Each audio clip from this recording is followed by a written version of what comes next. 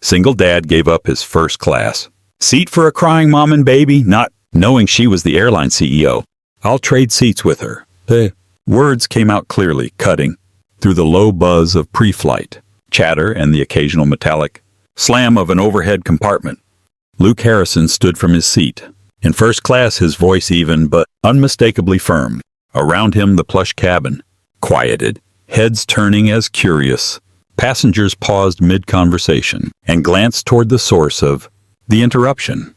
The flight attendant, halfway through helping a passenger stow a bag, blinked in confusion. "Sir?" Luke gestured calmly toward the rear of the plane, where the commotion had begun just moments earlier.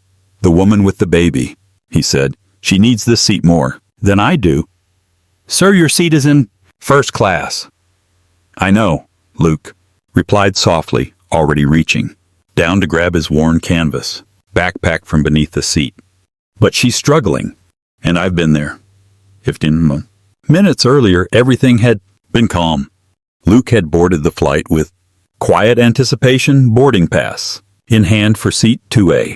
He had only just sunk into the deep, wide leather chair still, barely believing he was really here, first class. The words didn't feel like they belonged to him. Not a widowed mechanic from Detroit, who had not flown in nearly a decade. He had been invited to participate in a new airline program called Rewarding Resilience, an initiative that recognized hardworking, everyday people who had overcome hardship. His story somehow had stood out. A single dad working 6 days a week in a garage, raising a 10-year-old son after losing his wife to cancer. He had not expected anything to come of it, but now here he was, staring in disbelief at the luxury he'd only ever seen through half-closed cabin curtains. "Champagne, Mr. Harrison?" a smiling flight attendant had asked as he settled in. "Just water." "Thanks," he had replied, smiling politely. "This alone feels like a luxury." He had reached into his wallet and pulled out a small, worn photograph. His wife Emily mid-laugh in their kitchen, a smear of flour across her cheek. He looked at it for a long moment, his thumb brushing the corner. "You'd love this," he whispered. "I wish you were here." And then came the cries. They started soft, just the sharp, familiar wail of a tired infant, but quickly swelled into a full-on meltdown. Luke instinctively looked back, his mechanic's hands tightening slightly on the armrest. He saw her immediately, a young woman, mid-30s perhaps, cradling an infant no older than 8 months. Her diaper bag was slipping from her shoulder.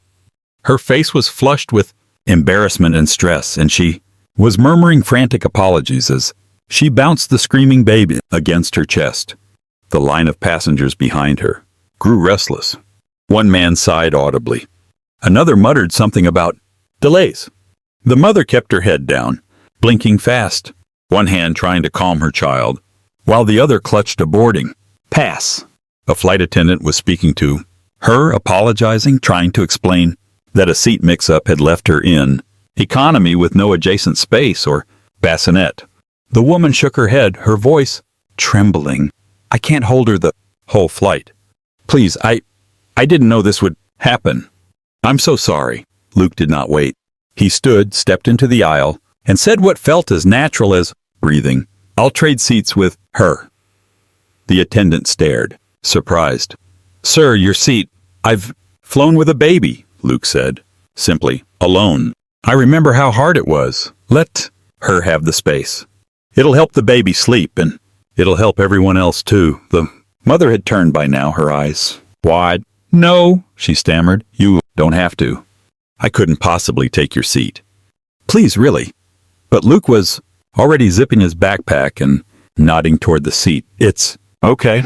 You need it more than I do." She blinked back sudden tears. "Thank you." "Really? No need," Luke said. "Just have a good flight." He handed his boarding pass to the flight attendant, who exchanged it. Without another word, her eyes softer now. As Luke made his way toward the back of the plane, there were murmurs, quiet, respectful, and a few nods from passengers who had seen what happened. Row 26 was narrow, and Luke Harrison's knees touched the seat, in front of him with every breath. The leather was worn, the air cooler here, and the hum of the engines louder than it had been up front. Still, he didn't mind. He adjusted himself in the tight space, tucking his backpack beneath the seat and resting his forearms on his thighs. The weight of the first-class seat he had given up was long behind him, physically and mentally. He had not done it to be thanked or noticed or praised. He had done it because it was the right thing to do. He leaned his head against the cool window and exhaled slowly. Outside, clouds shifted in shades of moonlit gray, and the sky stretched wide and endless.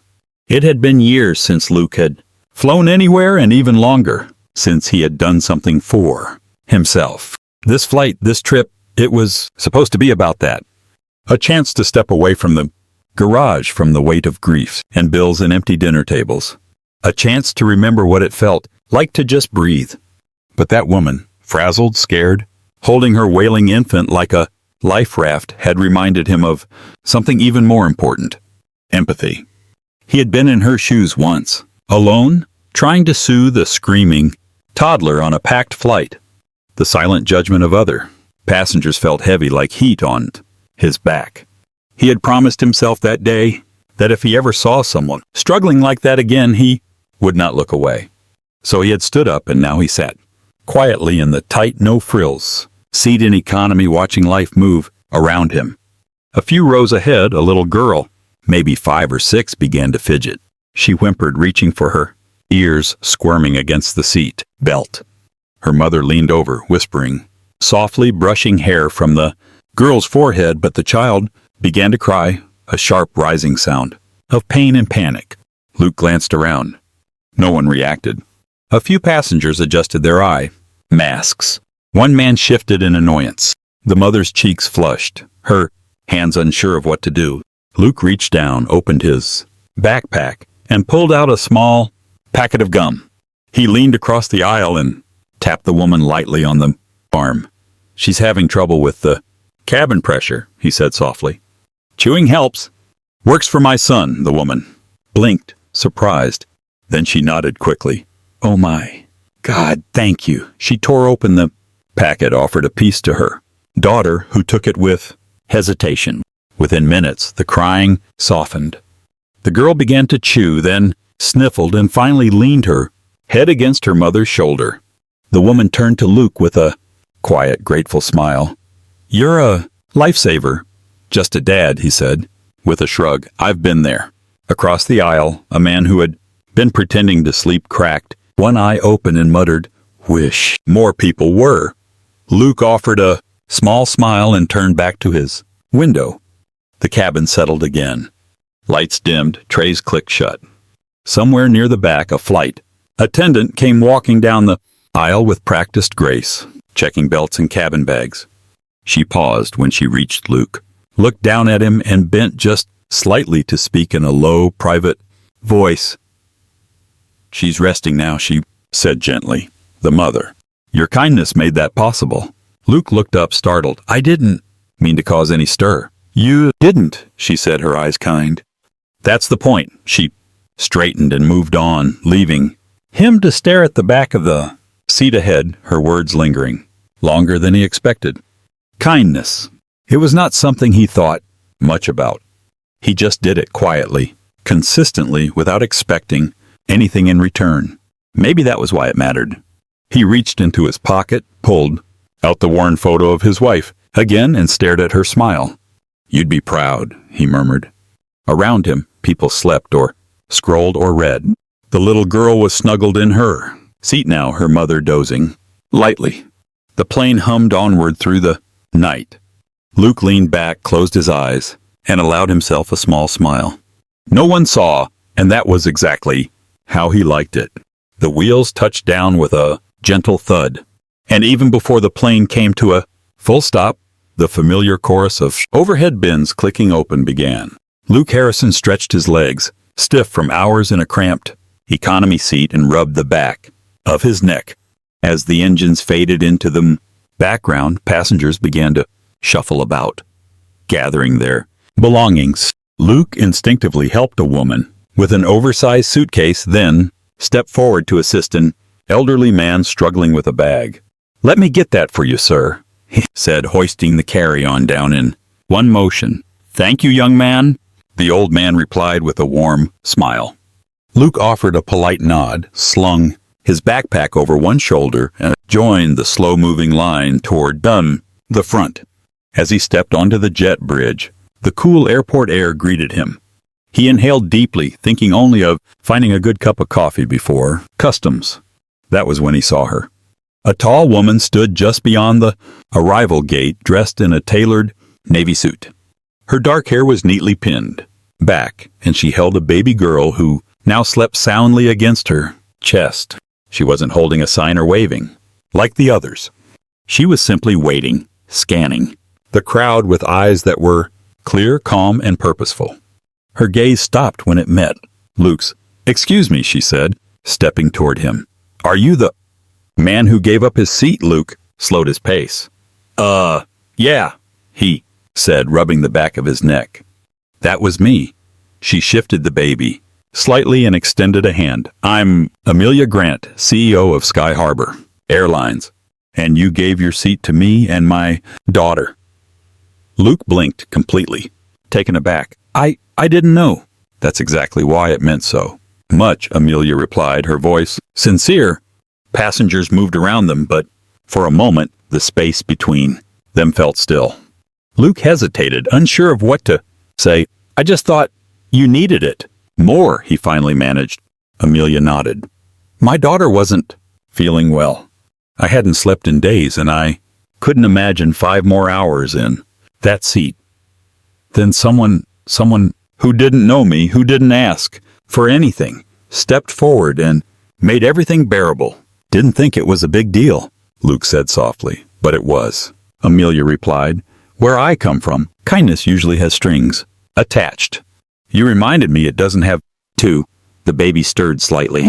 Amelia gently rocked her, smiling, down for a moment. She slept the whole second half of the flight. "You gave her that rest, and you gave me a moment to breathe," Luke looked down. "I've been that parent, alone, trying to keep a baby calm while everyone else looked away. It sticks with you." "You're a father," Amelia observed. He nodded. "My son's 10. It's just the two of us. Has been since my wife passed." They stood in silence for a few seconds, the moment hanging between them. Amelia reached into her pocket and held out a business card. "I hope you'll stay in touch. People like you, they're rare, and I want my daughter to grow up knowing this kind of generosity exists." Luke stared at the card, her name and title printed clearly, in gold foil. He wasn't sure what to say. Before he could find the words, Amelia gave him a small, genuine smile. "Enjoy your trip, Mr. Harrison, and thank you again." Then she turned and walked into the crowd, her daughter nestled safely in her arms. Luke stood for a long while, the card warm in his hand, a strange fullness blooming quietly in his chest. Not pride, not a sense of reward, just the quiet, unexpected feeling of being seen. And for a man like him, that meant everything. 2 days after the flight, Luke Harrison was back in Detroit, elbow deep in engine grease. The garage buzzed with the sound of wrenches, compressors, and the steady rhythm of classic rock. It was a stark contrast to the soft quiet of airplane cabins, but Luke welcomed it. It was solid, predictable, safe. He hadn't told anyone about the flight. Not the seat he gave up, not the woman at the gate, not the business card now tucked safely in his wallet. It felt too personal, like something sacred. And besides, he didn't think he had done anything remarkable. So when a small white package arrived at the garage with his name printed elegantly on the front and a Sky Harbor Airlines logo in the corner, he assumed it was a mistake. He opened it in the break room, his hand still stained faintly with oil. Inside was a crisp envelope in a sleek navy box. He opened the letter first. "Mr. Harrison," it read in careful cursive, "there are few people in this world who act without expectation, even fewer who act with compassion when no one is watching. You are one of them." Luke's brow furrowed as he continued reading. "Thank you, not just for the seat, but for what it represented. You didn't know us. You didn't ask for anything, and that makes what you did rare and unforgettable. It was signed, Amelia Grant, CEO, Sky Harbor, Airlines. He opened the box next. Inside, nestled in velvet, was a sleek black card with gold lettering. Sky Harbor Prestige, Elite, Lifetime First Class, Access, issued to Luke Harrison. Below it, a smaller card read, Valid for all international and domestic flights. No blackout dates, no restrictions. A gift from our family to yours. Luke stared at it, absolutely stunned. He stood for a long time, unsure what to do with something that felt so undeserved. That afternoon, his son Ethan ran into the garage after school. Dad, there's a lady outside with a baby. Luke stepped outside and stopped in his tracks. Amelia stood beside a black sedan, dressed in jeans and a soft gray sweater. Her baby girl, bundled in a pink coat, was nestled quietly in her arms. I hope this isn't too forward, she said with a warm smile. I was in town for a conference and thought we might stop by. Luke held the card in his hand. I got your package. I hoped you would, she replied. It's too much, he said. I can't accept this. Amelia walked closer, her daughter shifting sleepily. It's not about the seat, she said, gently. It's about the example. My daughter will grow up hearing the story that on her very first long flight a kind man gave her peace. That's the kind of memory I want to raise her with. Her daughter reached out and clutched something in her tiny hand. Amelia took it and handed it to Luke. It was a drawing, crayon on thick paper. A smiling plane flew through a blue sky. Below it, 3 stick figures, a man, a baby, and a woman. In wobbly letters, it read, Thank you, kind man. Luke swallowed hard. She made this with a little help, Amelia said, but the message is hers. He looked at the drawing, then back at Amelia. You didn't have to do any of this. I wanted to, she replied, because when someone shows the world what it means to care, the world should pause and take notice. Luke smiled, a real smile this time. I'm not used to being noticed. Maybe it's time you were, she said. They stood quietly, framed by the scent of gasoline and the hum of nearby traffic. 2 people from different worlds, suddenly connected. I don't know what to say, Luke admitted. Then don't, Amelia replied softly. Just use the card. Travel. Show your son the world. And maybe remind someone else what kindness looks like. She reached into her coat and handed him another card, this one handwritten. My personal number, she said, in case you ever want to talk or just find out where we're flying next. Luke looked at it, then up at her. Again. Thank you, he said, his voice full of an emotion he couldn't name. No, she said, softly, holding her daughter close. Thank you. She smiled, turned, and walked back toward her car. Luke stood in the doorway for a long moment, the crayon drawing in one hand, the black card in the other, and for the first time in years, he didn't feel invisible. He felt seen. Nearly 3 weeks had passed since the flight. Life in Detroit had resumed its usual rhythm. Long shifts at the garage, early mornings making breakfast for Ethan, the steady hum of ordinary days. Luke Harrison never expected to hear from Amelia Grant again. He kept the crayon drawing taped above his workbench and the lifetime first-class pass tucked safely in his wallet. He had reread her handwritten note more times than he would admit, but in his mind their lives had already moved apart. Her world was skyscrapers and international flights. His was socket wrenches and foil-wrapped lunches. So when she stepped into the garage late one Thursday afternoon, Luke could only stare. She wore jeans, a dark coat, and boots. No suit, no boardroom air. Her hair was down in soft waves. The baby wasn't with her this time. Instead, she held 2 coffee cups and a hesitant smile. Amelia? Luke asked, wiping his hands on a rag. Hi, she said, stepping forward. I was in town for a meeting. Thought I'd stop by. Luke gestured around the shop. Well, this is it. Not quite first class. She laughed. I'm not here for the perks. She handed him a coffee. The warmth in his hand surprised him more than her visit. They stood in companionable silence, the hum of the shop around them. "You didn't have to come," Luke said after a sip. "I know," Amelia replied, but maybe I just wanted to have coffee with someone who makes the world feel a little safer." Luke was quiet. "You don't owe me anything." "I know that, too," she said gently, "but I didn't come because of a debt. I came as someone who's tired of kindness only showing up when there's something to gain." He nodded, then motioned toward the small office in the corner. "It's not fancy, but it has chairs." They sat across from each other, the rain beginning to tap gently against the window.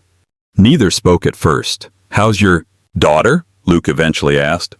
"She's doing well," Amelia said. "Sleeping better. Teething, though." Luke chuckled. "My Ethan used to gnaw on our table leg when he was teething. You raised him alone?" "Since he was 2, Luke said softly. "My wife passed from cancer." Amelia's expression dimmed. "I'm so sorry." He shrugged. "We get by. He's a good kid." "I'm divorced," she said after a pause. "It wasn't the plan, but plans change." Luke nodded. "Life doesn't exactly ask for permission." They both laughed. The sound wasn't awkward. It was the kind shared by people who had survived something and come out gentler because of it. They talked more about Ethan's science project, Amelia's favorite, novels, the pressure of keeping it all together. No titles, no business talk, just two people finally exhaling. "You know," Luke said, "I used to think kindness just meant being polite, letting someone cut in line, holding a door. But lately I think it's about showing up, just being there, even if only for a few minutes.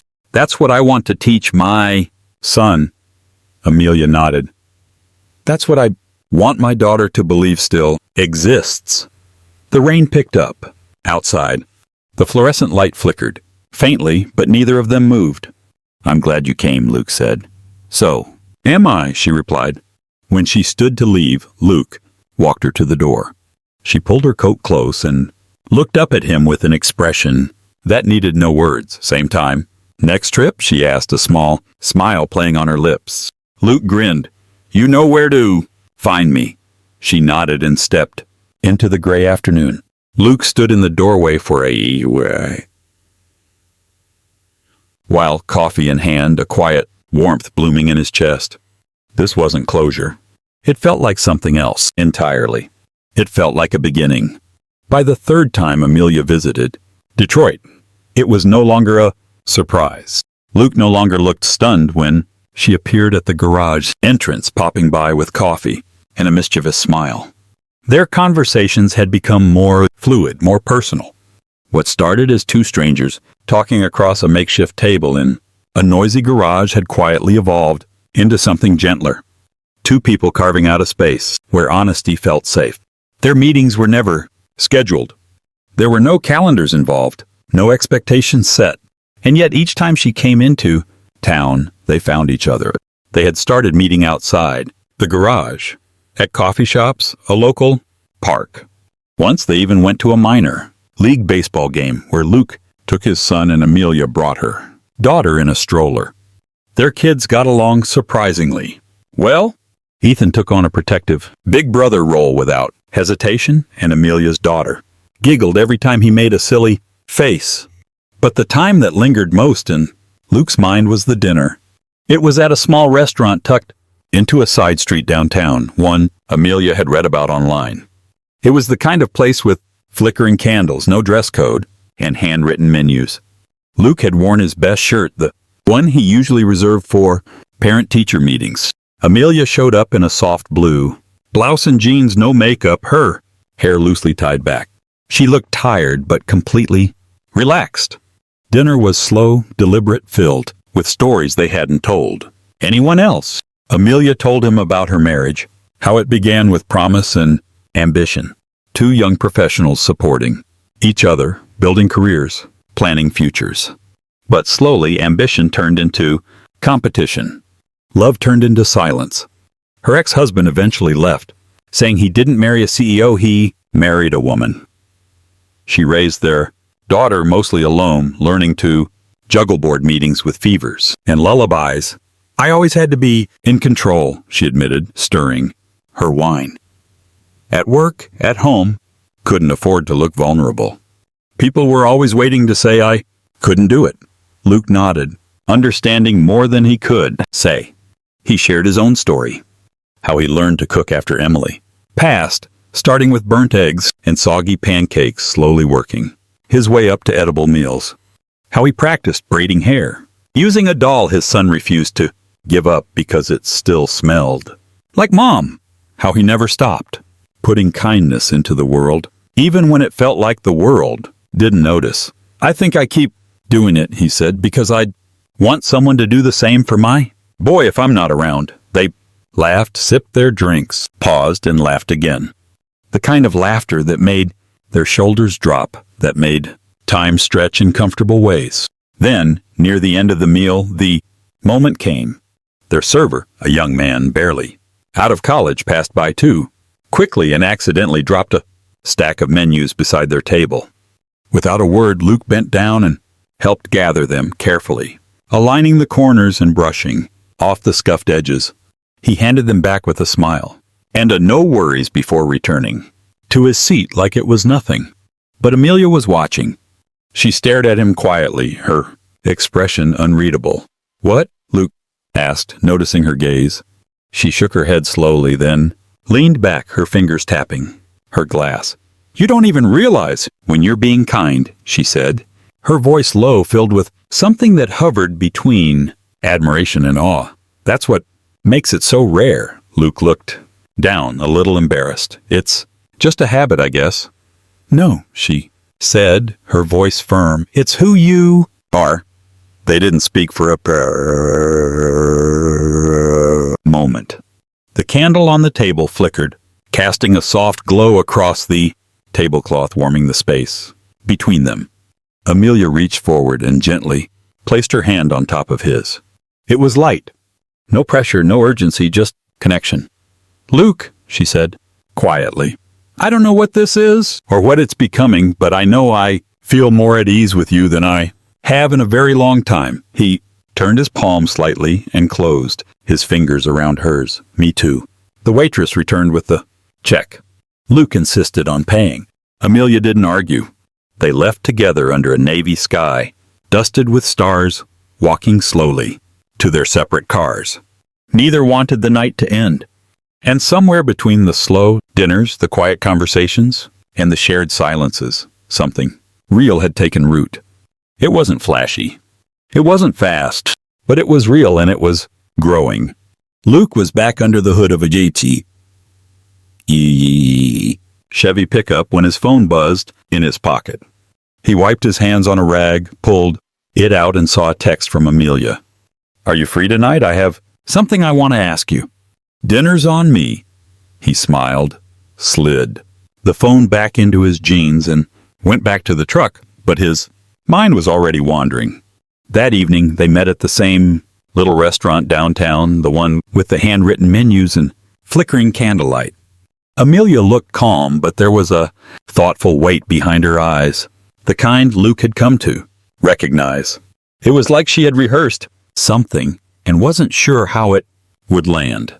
Over plates of roasted chicken and buttery potatoes, she finally said, We need someone like you in our customer care leadership," Amelia said.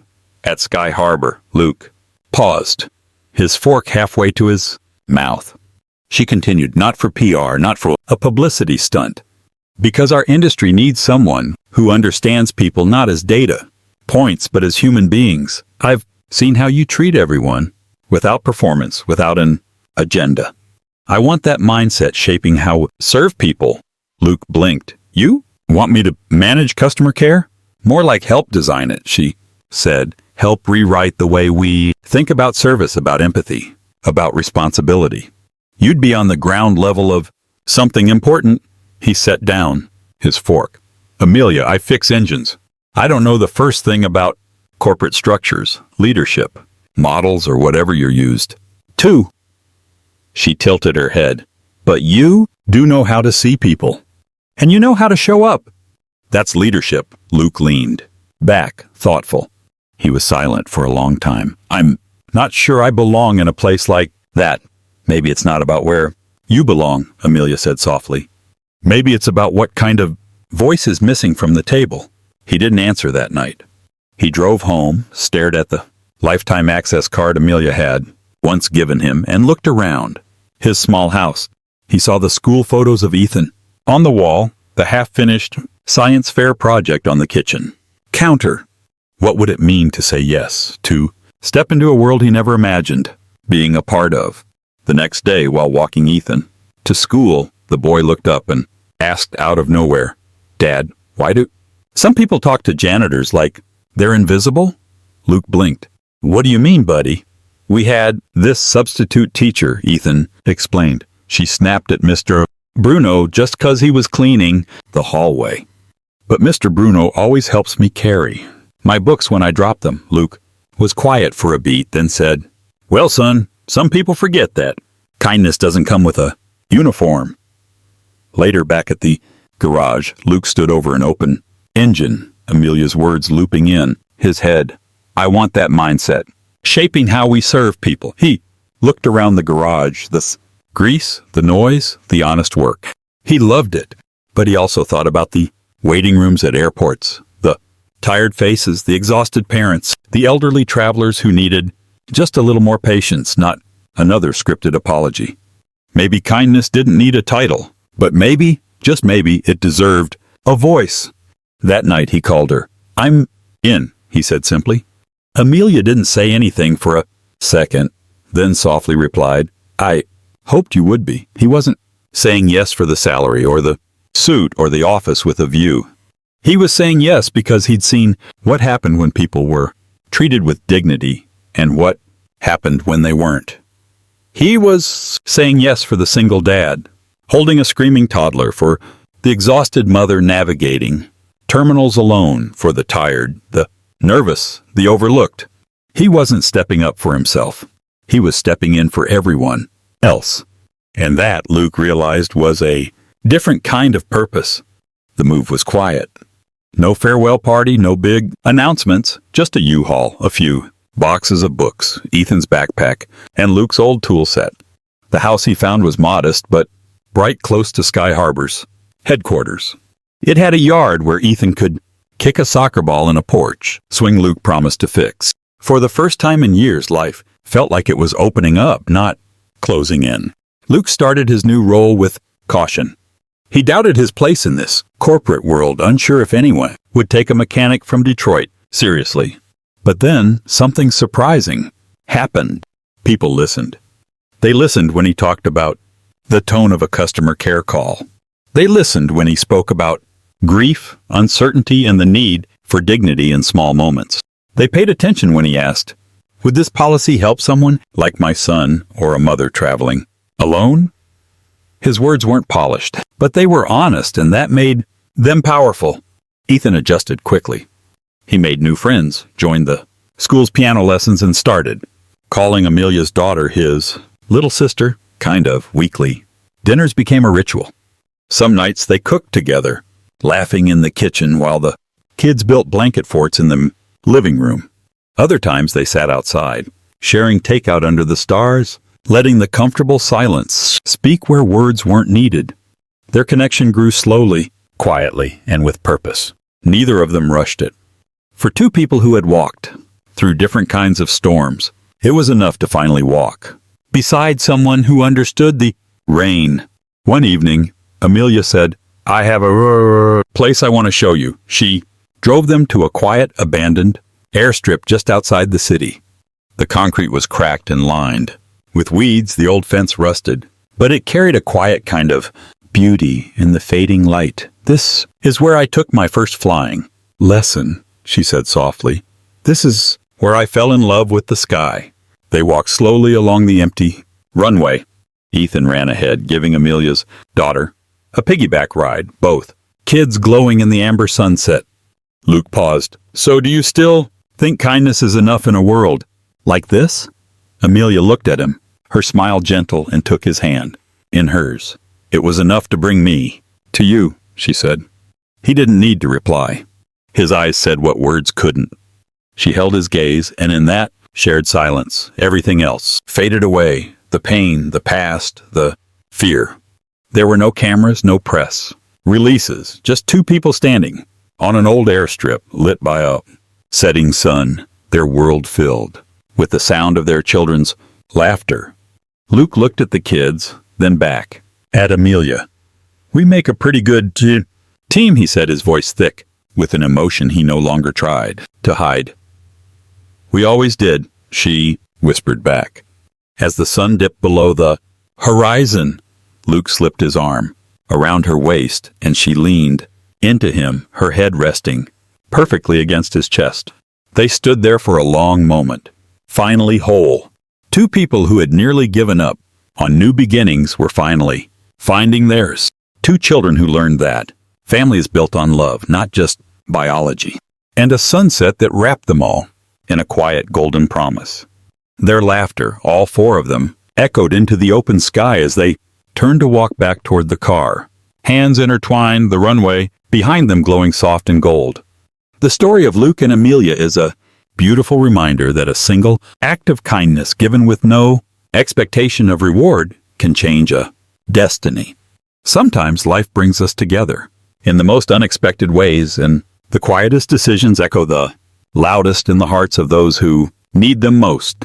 If this story touched your heart and reminded you of the power of empathy, love, and second chances, we would be so grateful if you would like this video, leave a comment with your thoughts, and, most importantly, subscribe to our channel. Here, we share stories that heal, inspire, and prove that in a world that can often feel loud and chaotic, the quietest gestures of goodness still matter the most. Thank you for watching. Until next time, keep believing in the goodness of people and in the love that finds us when we least expect it.